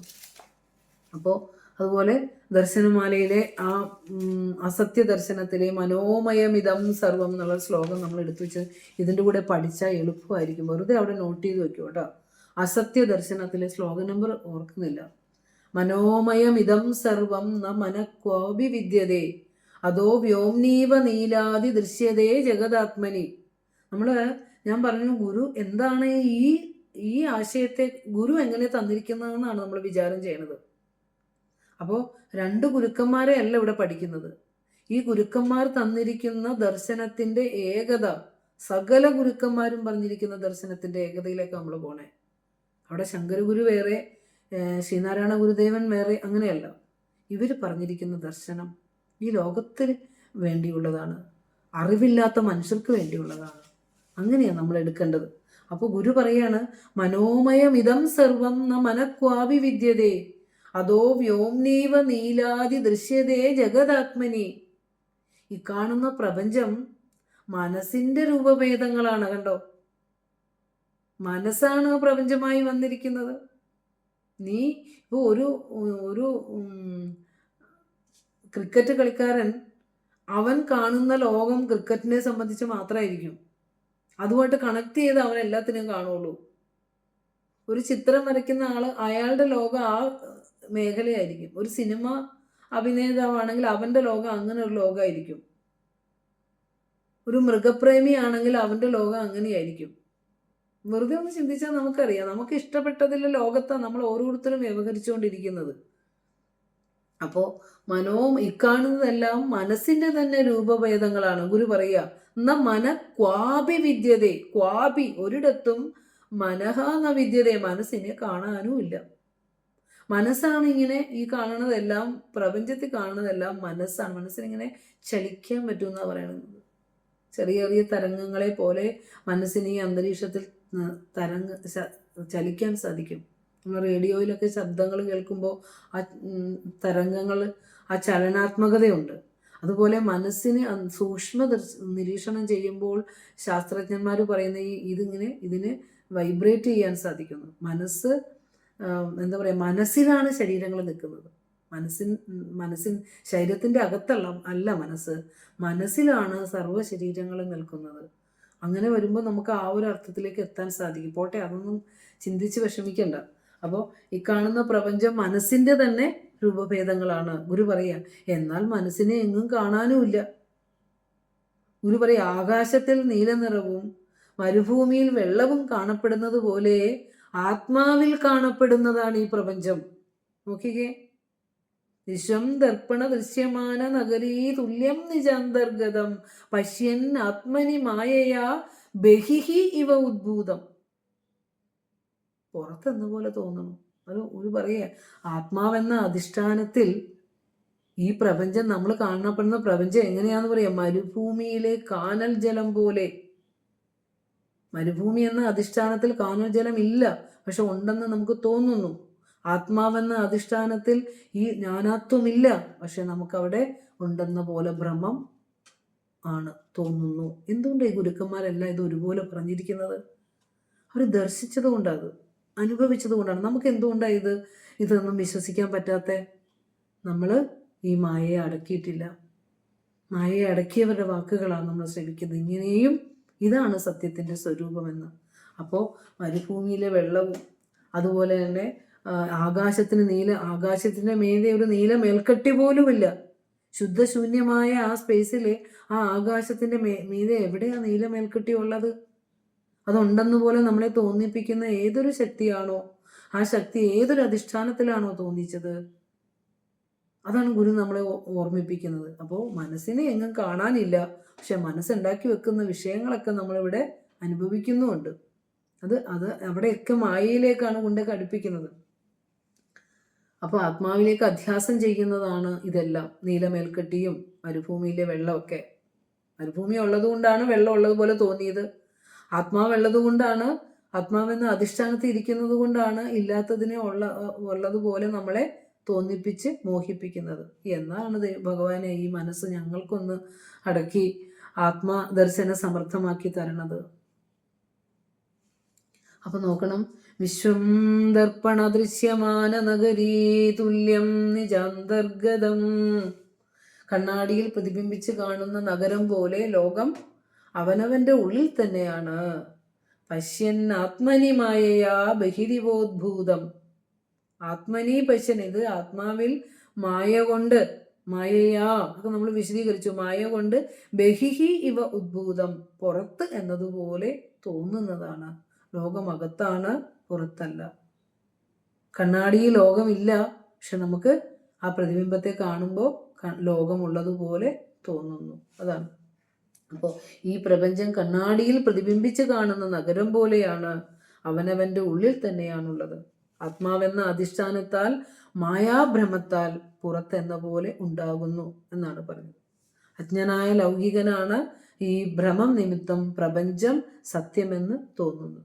അപ്പോൾ നമ്മൾ അങ്ങനെ ഈ ആത്മാവിനെ അറിയാതെ ഈ പ്രതിഭാസിച്ച് കാണുന്ന പ്രപഞ്ച ദൃശ്യങ്ങളുടെ പുറകെ ഓടാൻ തുടങ്ങിയിട്ട് എത്ര ജന്മങ്ങളായി, എത്ര കാലങ്ങളായി. ഏതെങ്കിലും ഒരു ജന്മത്തിൽ നമുക്ക് ഇങ്ങനെ ഒരു സത്യമുണ്ടെന്ന് ചിന്തിക്കാൻ ഒരു അവസരം സാധിച്ചിട്ടുണ്ടെങ്കിൽ പരമഗുരുവേ അവിടെ നിന്നാണ്.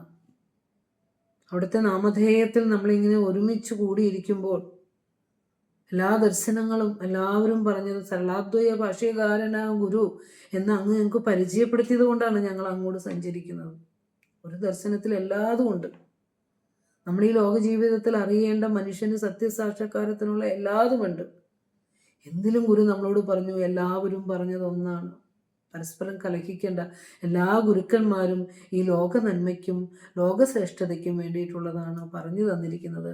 അത് വളരെ ലളിതമായി സാധാരണ മനുഷ്യൻ്റെ ജീവിതത്തോട് ചേർത്ത് വെച്ചുകൊണ്ട് മലയാള ഭാഷയിലും സംസ്കൃത ഭാഷയിലും തമിഴ് ഭാഷയിലും, അത് ആ തമിഴ് തന്നെ വായിച്ചാൽ നമുക്ക് മലയാളം പോലെ മനസ്സിലാവും അല്ലേ? എന്താ അതിലാണ് കൂടുതൽ ലയം തോന്നുന്നത്. നമുക്ക് അത് വായിക്കുമ്പോഴാണ് ഒന്നും കൂടി നമുക്കൊരു തനിമ തോന്നുന്നത്. ഗുരുവിൻ്റെ തമിഴാന്ന് പോലും നമുക്ക് തോന്നില്ല അല്ലേ? അതുപോലെയാണ് ഗുരുവിൻ്റെ ആ ഒരു ലയമാണ്. ഒരു കൃപയുണ്ട് ഓരോ വരിയിലും. ഭഗവാന്റെ ഓരോ വരിയിലും ഒരു കൃപയുണ്ട്. ആ കൃപ ഭഗവാന്റെ ഉള്ളിൽ നിന്ന് ഊറി വന്നതുകൊണ്ടാണ്. അതുകൊണ്ടാണ് നമുക്ക് ഇത് വായിക്കുമ്പോൾ നമ്മൾ ആർദ്രമാകുകയും വീണ്ടും വീണ്ടും നമുക്ക് ഗുരുവിനെ അറിയണം, ഗുരുവിൻ്റെ ദർശനം അറിയണം എന്ന് കരുതി നമ്മൾ വീണ്ടും വീണ്ടും ഇതിലേക്ക് ഇങ്ങനെ വന്നു പോകുന്നത്. അപ്പോൾ ജീവിതത്തിൽ എന്ത് ദുഃഖം ഉണ്ടെങ്കിലും അതെല്ലാം ഗുരുവിൻ്റെ പാദങ്ങളിലേക്ക് സമർപ്പിച്ചുകൊണ്ട് ഭഗവാൻ നമുക്ക് തന്ന ആ ഗ്രന്ഥങ്ങളൊക്കെ എടുത്ത് പഠിക്കുമ്പോൾ, ആ കൃതികളൊക്കെ എടുത്ത് പഠിക്കുമ്പോൾ ജന്മസാക്ഷാത്കാരം ഉണ്ടാവും. ഇപ്പോൾ ഇവിടെ കൊലത്തുകരെന്ന് ദേവി അമ്മ ഒക്കെ കയറിയിട്ടുണ്ട്. അതുപോലെ തന്നെ നമ്മളുടെ തന്നെ ഗ്രൂപ്പിലുള്ളതാണ്, ഈ സ്മൈലിൻ്റെ തന്നെ ഗ്രൂപ്പിലുള്ളതാണ് കൊലത്തുകരയിലെ ശാരീ ചേച്ചിയൊക്കെ. നിങ്ങൾ അറിഞ്ഞിട്ടുണ്ടോയെന്നൊന്നും എനിക്കറിയില്ല. ശരിക്കും ഗുരു ശിവഗിരി കുളത്തൂരിൽ നിന്ന് ഗുരു വളരെ കുഞ്ഞു പ്രായത്തിലെ തന്നെ എടുത്തു കൊണ്ടുപോയി 10-12 വയസ്സ് വരെ ഗുരുവിനെ ശുശ്രൂഷിച്ച് പരിപാലിച്ച മഹാത്മാവിൻ്റെ മകളാണ് ശാരീ ചേച്ചി. നമ്മുടെ ഗ്രൂപ്പിലുണ്ട്. ആ പുണ്യാത്മാവിൻ്റെ മകളാണ്. അതുപോലെ കുളത്തൂർ കോലത്തുകര എന്നൊക്കെ ആളുകൾ കയറിയിട്ടുണ്ട്. അപ്പോൾ ഇന്നും കുളത്തൂർ ചെല്ലുമ്പോൾ അവിടെ നമുക്ക് താമസിക്കാൻ ഇടമുണ്ട്, അന്നമുണ്ട്, പരിചരണങ്ങളുണ്ട്, സ്നേഹമുണ്ട്. അവിടെ എപ്പോൾ നമ്മൾ പോയാലും. അപ്പോൾ നമ്മൾ ആലോചിച്ച് നോക്കൂ. അപ്പോൾ ഗുരുവിനെ അറിഞ്ഞ, ഗുരുവിനെ പരിചരിച്ച ഒരു മഹാത്മാവിൻ്റെ മകളും കൂടെ ഇപ്പം നമ്മുടെ എന്താ പറയുക കൺമുമ്പിൽ നേർക്കാഴ്ചയായിട്ടുണ്ട്. ഒന്ന് ആലോചിച്ച് നോക്കൂ. അപ്പോൾ അങ്ങനെ നമ്മുടെ പ്രത്യക്ഷ ദൈവതമാണ് ഗുരു. ഏതോ നൂറ്റാണ്ടിൽ ജീവിച്ചിരുന്ന ഗുരുവല്ല. ഇനിയൊരു തലമുറ കുറേ കാലങ്ങൾ കഴിയുമ്പോൾ ഇനിയൊരു തലമുറ പറയും ഇത് ഇങ്ങനൊരു ഗുരു ഉണ്ടായിരുന്നില്ല എന്ന് പറയും. കാരണം എന്താ? സത്യം മറിഞ്ഞു പോയിക്കൊണ്ടിരിക്കുന്നു. അപ്പോൾ സത്യത്തെ കണ്ട മഹത്തുക്കളുടെ വചനങ്ങൾ ഇനി പ്രകാശിക്കേണ്ടത് ഇതിൻ്റെ ശ്രോതാക്കളായ വക്താക്കളായ നമ്മളിലൂടെ ഗുരുചൈതന്യത്തിലൂടെയാണ് ഇനി ഇതെല്ലാം പുറത്തേക്ക് വരേണ്ടത്. അതിന് സത്യമായ രീതിയിൽ ഗുരുവിനെ പഠിക്കണം, അറിയണം. യാതൊരു തരത്തിലുള്ള വെച്ചുകെട്ടലുകളോ വിഭാഗീയതകളോ ഭിന്നതകളോ ഇല്ലാതെ എന്താണോ ഭഗവാൻ പറഞ്ഞത് ആ പറഞ്ഞതുപോലെ തന്നെ ഞങ്ങൾക്ക് തെളിയിച്ചു തരണേ ഭഗവാനെ എന്നൊരു പ്രാർത്ഥനയാണ് നമുക്ക് വേണ്ടത്. അപ്പോൾ വിശ്വം ദർപ്പണ ദൃശ്യമാന നഗരീ തുല്യം നിജാന്തർഗതം പശ്യൻ ആത്മനി മായയാ ബഹിരിവോദ്ഭൂതം യഥാ നിദ്രയാ എന്നുള്ളതാണ്. അപ്പോൾ മനസ്സിലായെന്ന് തോന്നുന്നു. അവിടെ ഗുരു വച്ചിരിക്കുന്ന യഥാനിദ്രയാ എന്നാണ്. ഉറക്കത്തിൽ അത് നമുക്ക് ഈ പറഞ്ഞ തത്വങ്ങളെല്ലാം മനസ്സിലാക്കാൻ ബുദ്ധിമുട്ടാണെങ്കിൽ അകത്ത് ഇപ്പോൾ ഞാൻ കാണുന്ന പ്രപഞ്ചം അകത്താണ് പുറത്തല്ല എന്ന് നമുക്ക് വിശ്വസിക്കാൻ ബുദ്ധിമുട്ടാണെങ്കിൽ ദാ നിങ്ങൾ കണ്ടോ, യഥാനിദ്രയാ. നമ്മൾ ഉറങ്ങാൻ പോയപ്പോൾ സ്വപ്നം കണ്ടില്ലേ? സ്വപ്നം കണ്ടപ്പോൾ അത് എവിടെ കണ്ടേ? പുറത്താണെന്ന പോലെയല്ലേ തോന്നിയേ? പക്ഷേ അകത്തല്ലേ കണ്ടത്? കണ്ടിട്ട് അകത്തേക്ക് കണ്ടവനിൽ നിന്ന് തന്നെയല്ലേ അത് വന്നത്? ഉറങ്ങാൻ കിടന്നവനിൽ നിന്ന് തന്നെയല്ലേ വന്നത്? അവനിലേക്ക് തന്നെയല്ലേ അത് മറഞ്ഞത്? എന്നിട്ട് എന്താ? അവനവൻ തന്നെ കണ്ടു, അവനവൻ തന്നെ അനുഭവിച്ചു, അവനവനിലേക്ക് തന്നെ അടക്കി. അപ്പോൾ സ്വന്തം മുറിയിലെ ഒറ്റക്ക് കണ്ണും പൂട്ടി കിടന്നപ്പോഴേ ഉറങ്ങാൻ പോയപ്പോൾ ഒരു തലച്ചോറ് മസ്തിഷ്കവും കൊണ്ടാണ് പോയത്. ഏതാണ്ട് യതിഗുരു പറയുന്ന പോലെ വേവിച്ച വെർമിസെല്ലി പോലെയുള്ള ആ ഒരു മസ്തിഷ്കമല്ലാതെ ഒന്നും തന്നെ അവിടെ ഉണ്ടായിരുന്നില്ലല്ലോ. എന്നാലും അവിടെ സ്വപ്നം വന്നില്ലേ? എവിടെ നിന്ന് വന്നു? സ്വപ്നത്തിൽ കാടും നഗരവും വീടും ബന്ധുക്കളും പുലിയും പാമ്പും അല്ലേ? ഇങ്ങനെ നമ്മളെ മോഹിപ്പിക്കുന്നതും ഭ്രമിപ്പിക്കുന്നതും പേടിപ്പിക്കുന്നതും രമിപ്പിക്കുന്നതുമായ നിരവധി ഭയപ്പെടുത്തുന്നതുമായ കാഴ്ചകളും കോലാഹലങ്ങളും എല്ലാം കണ്ടു. വന്നു, കളിച്ചു, മറഞ്ഞുപോയി. സ്വപ്നത്തിലെ കാടോ മലയോ ഒന്നും ഒരിക്കലും സ്ഥൂലസത്യമല്ല, സ്ഥൂലസത്യമായിരുന്നില്ല അത്. അതുകൊണ്ട് ആ കൽപ്പനകളിൽ മനസ്സ് രമിക്കുന്നില്ല, മോഹിക്കുന്നില്ല എന്നൊന്നും പറയാൻ പറ്റില്ല. രമിച്ചു, മോഹിച്ചു, പേടിച്ചു. ഇനി കട്ടിലേന്ന് താഴ്ത്ത് വീണാൽ താഴ്ത്തൊക്കെ കാണാം നമുക്ക്. അതെല്ലാം നമ്മൾ അനുഭവിച്ചു. നമ്മൾ സൃഷ്ടിച്ച് അനുഭവിച്ച ലോകത്തെ നമ്മൾ അനുഭവിച്ചില്ലേ സ്വപ്നത്തിൽ? അതാണ് ചൂണ്ടിക്കാണിച്ചു തരണത് നമുക്ക്. ഗുരു എപ്പോഴും നിദ്രയാ. നമ്മൾ അദ്വൈത ദീപികയിൽ 1-ാം ശ്ലോകമൊക്കെ നമ്മൾ പറഞ്ഞു.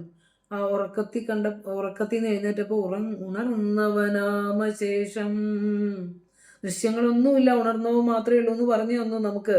അതുപോലെ നമ്മൾ സ്വപ്നത്തിൽ കണ്ട വസ്തുക്കൾ സ്ഥൂലമല്ലെങ്കിലും നമ്മൾ ആ വസ്തുക്കളിൽ രമിച്ചു, അതുപോലെ പേടിച്ചു, നമ്മൾ ചകിതരായി, എല്ലാ അനുഭവങ്ങളും നമ്മളവിടെ അനുഭവിച്ചു. അപ്പോൾ ഉണർന്നിരിക്കുമ്പോൾ സ്ഥൂല കൽപ്പനയിലുള്ള നാമരൂപങ്ങളോട് നമ്മൾ കാണിക്കുന്ന തരത്തിലുള്ള എല്ലാ പ്രതികരണങ്ങളും ഒന്നുകൂടി സ്ഥൂലതലത്തിൽ നമ്മൾ വ്യവഹരിച്ചപ്പോൾ സ്കൂള് കണ്ടാൽ നമ്മൾ ആഹാ എൻ്റെ സ്കൂള്, ആഹാ എൻ്റെ സുഹൃത്ത് എന്ന് നമ്മൾ സ്ഥൂലതലത്തിൽ കാണുമ്പോൾ എങ്ങനെ നമ്മൾ വ്യവഹരിക്കുന്നുവോ ആ വ്യവഹാരങ്ങൾ സൂക്ഷ്മതലത്തിലും ഉണ്ടായിരുന്നു പ്രതികരണം അങ്ങനെ ഉണ്ടായിരുന്നു. അപ്പോൾ വ്യത്യാസമില്ല. സ്വപ്നവും ജാഗ്രതയും തമ്മിൽ വലിയ വ്യത്യാസം അവിടെ കാണുന്നില്ല. അതാണ് പറഞ്ഞു വരുന്നത്. അപ്പോൾ സ്വപ്നത്തിൽ എങ്ങനെയാണോ അർത്ഥപ്രചുരമയുള്ള ദൃശ്യങ്ങൾ ഉണ്ടാകുന്നത്, അതുപോലെ ജാഗ്രത്തിലും സുഷുപ്തികളിലും അറിവ് രൂപാന്തരങ്ങളെ ഉണ്ടാക്കി കാണിക്കുന്നുണ്ട്. സ്വപ്നം പോലെ തന്നെ ഒരു സ്വപ്നമാണ് 90 വയസ്സ് വരെ, 100 വയസ്സ് വരെ, അല്ലെങ്കിൽ 85 വയസ്സ് വരെ, അല്ലെങ്കിൽ ഏത് ഏജ് ബാറാണോ നമുക്കുള്ളത് അത്രയും വരെ നമ്മൾ ജാഗ്രതയിൽ ജീവിച്ചിട്ടുണ്ടെങ്കിൽ അതും ഒരു സ്വപ്നം തന്നെയാണ് എന്നുള്ളതാണ്. അപ്പോൾ നോക്കണം, ഇവിടെ സ്വപ്നത്തോടാണ് അവിടെ താരതമ്യപ്പെടുത്തി തന്നത്. യഥാ നിദ്രയാ എന്ന് പറഞ്ഞു തന്നത്. അപ്പോൾ ഇവിടെ പറയാണ്, ഇപ്പോൾ ദർശനമാലയിലെ അസത്യ ദർശനമൊക്കെ നമ്മൾ പറഞ്ഞു, അതൊന്ന് നോക്കി വെക്കണം. പിന്നെ ഏതാണ് നിഴലൊരു ബിംബം അപേക്ഷിയാതെ നിൽപ്പില്ല എന്നുള്ളത് പറഞ്ഞു, അത് പഠിക്കണം. എന്തായാലും നമ്മൾ ഈ പറഞ്ഞ ഇത്രയും കാര്യങ്ങൾ വെച്ചിട്ട് നമുക്ക് അടുത്ത ക്ലാസ്സിൽ ഇതൊന്ന് കൺക്ലൂഡ് ചെയ്തിട്ട് നമുക്ക് അടുത്ത ശ്ലോകം ഒന്ന് സ്റ്റാർട്ട് ചെയ്യുക കൂടി വേണം. കാരണം എന്താണെന്ന് വെച്ചാൽ ഇത് വെറുതെ വായിച്ച് ഇതിൻ്റെ അർത്ഥം പറഞ്ഞതുകൊണ്ട് നമുക്കൊരിക്കലും ഇത് മനസ്സിലാവില്ല.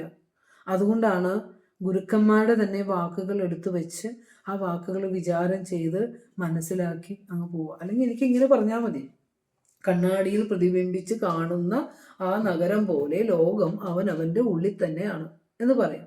എന്നിട്ട് പറയാം, എപ്രകാരമാണോ ഉറക്കത്തിൽ നമ്മൾ സ്വപ്നം കണ്ടപ്പോൾ എങ്ങനെയാണോ അങ്ങനെ എന്ന് പറഞ്ഞാൽ മതി. പക്ഷെ സ്വപ്ന ദൃശ്യങ്ങൾ എങ്ങനെ വരുന്നു എന്ന് ഗുരുക്കന്മാർ മനസ്സിനെ പറ്റിയും സ്വപ്ന ദൃശ്യങ്ങളെ പറ്റിയും എന്താണ് പറഞ്ഞേക്കുന്നതെന്ന് വിചാരം ചെയ്യുമ്പോഴേ മാത്രമേ നമുക്ക് ഇതിൻ്റെ പൂർണ്ണതയിലേക്ക് എത്താനായിട്ട് സാധിക്കുകയുള്ളൂ. അപ്പോൾ ഈ സ്വപ്നാവസ്ഥ എങ്ങനെയോ അതുപോലെ തന്നെയാണ് ജാഗ്രതും.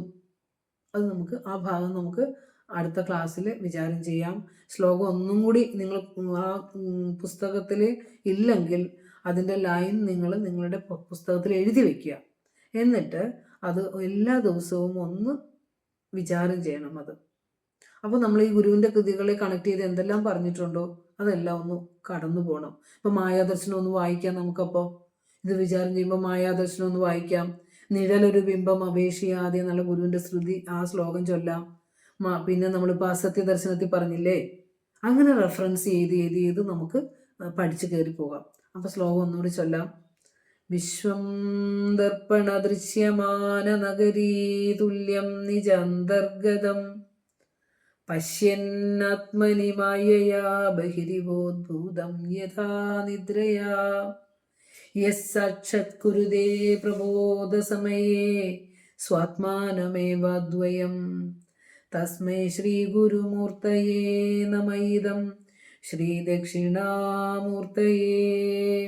നോക്കൂ, വിശ്വം ദർപ്പണ ദൃശ്യമാന നഗരീ തുല്യം നിജാന്തർഗതം ആത്മനി മായയാ ബഹിരിവോദ്ഭൂതം യഥാ നിദ്രയാ പശ്യൻ പ്രബോധസമയേ യഹ സ്വാത്മാനമേവ അദ്വയം സാക്ഷാത് കുരുതേ തസ്മൈ ശ്രീ ഗുരുമൂർത്തയേ ശ്രീ ദക്ഷിണാമൂർത്തയേ ഇദം നമഃ എന്നാണ് അതിൻ്റെ അന്വയം. കണ്ണാടിയിൽ പ്രതിബിംബിച്ച് കാണുന്ന നഗരം പോലെ ഈ ലോകം അവനവൻ്റെ ഉള്ളിൽ തന്നെയാണ്. ആത്മാവിൽ മായയാൽ പുറത്തെന്നതുപോലെ തോന്നുന്നു. സ്വപ്നാവസ്ഥ എപ്രകാരമാണോ അപ്രകാരം സ്വപ്നാവസ്ഥയിൽ അങ്ങനെ തന്നെയാണ് സ്വപ്നാവസ്ഥയിലും സംഭവിക്കുന്നത്. അപ്പോൾ ബാക്കി അടുത്ത 2 വരി നമുക്ക് അടുത്ത ക്ലാസ്സിൽ വിചാരം ചെയ്ത് ഈ ശ്ലോകം അവസാനിപ്പിച്ച് അടുത്ത ശ്ലോകത്തിലേക്ക് നമുക്ക് കടക്കാം. ഓം പൂർണ്ണമദ പൂർണ്ണമിദം പൂർണ്ണാത് പൂർണ്ണമുദച്യതേ പൂർണ്ണസ്യ പൂർണ്ണമാദായ പൂർണ്ണമേവാവശിഷ്യതേ.